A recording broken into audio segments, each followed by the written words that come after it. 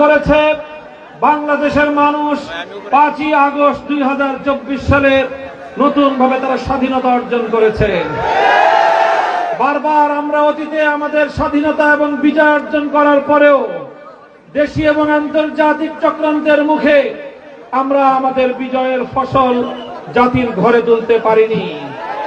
কিন্তু এবার আমরা প্রত্যয় ঘোষণা করছি, 2024-এর জুলাই বিপ্লবের পর বাংলাদেশ আর পুরনো ফ্যাসিবাদের যুগে ফিরে যাবে না ইনশাআল্লাহ। আমরা অনেক রকম বাংলাদেশ দেখেছি। এক নেতা আমাদেরকে সোনার বাংলাদেশের গল্প শুনিয়ে বাকশালের বাংলা উপহার দিয়েছিলেন। কেউ আমাদেরকে নতুন বাংলাদেশের গল্প শুনিয়েছেন, কেউ আমাদেরকে সবুজ বাংলাদেশের গল্প শুনিয়েছেন, কেউ আমাদেরকে ডিজিটাল বাংলাদেশের গল্প শুনিয়ে ডিজিটাল চুরি আর বাটপারির মাধ্যমে আমার দেশের সম্পদ পাচার করে বিদেশে বেগম পাড়া করেছেন। এবার আমরা সোনার নয়, নতুন নয়, সবুজ নয়, ডিজিটাল নয়, ইসলামের বাংলাদেশ দেখতে চাই, ইসলামের বাংলাদেশ দেখতে চাই।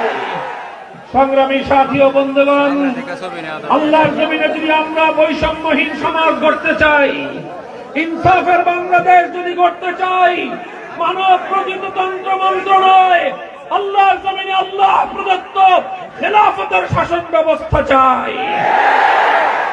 বাংলাদেশ খেলাফত মজলিস তাই 56,000 বর্গ মাইলের এই সোনার বাংলাদেশে খেলাফত প্রতিষ্ঠার প্রত্যয় নিয়ে মেহনতি মানুষের প্রতীক রিকশা মার্কা জাতির সামনে উপস্থাপন করেছে।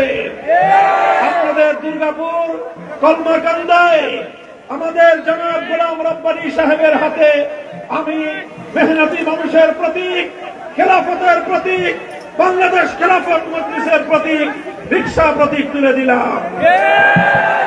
ইনশাআল্লাহ আমি আপনাদের কাছে বলতে চাই, জনাব গোলাম রব্বানী সাহেব তিনি আমাদের পক্ষ থেকে বাংলাদেশ খেলাফত মজলিসের প্রতিনিধি। ইনশাআল্লাহ আগামীর বাংলাদেশে আমরা বাংলাদেশে ইনসাফ ভিত্তিক সমাজ কায়েম করব।